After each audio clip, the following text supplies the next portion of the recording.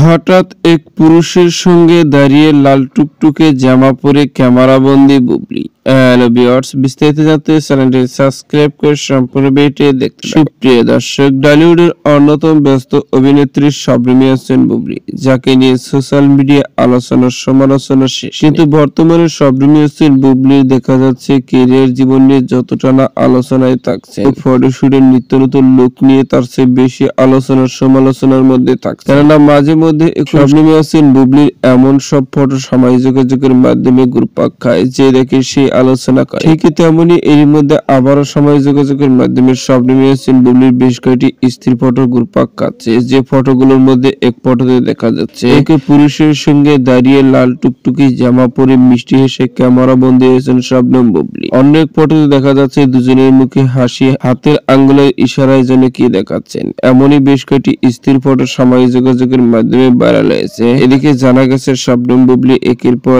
এক সিনেমার শুটিং এ ব্যস্ত। তো সুপ্রিয় দর্শক, ভিডিওটি আপনার কাছে ভালো লাগলে একটা লাইক দিন। নিত্য নতুন ভিডিও আপডেট পেতে চ্যানেলটি সাবস্ক্রাইব করুন। অসংখ্য ধন্যবাদ ভিডিওটি উপভোগ করার জন্য।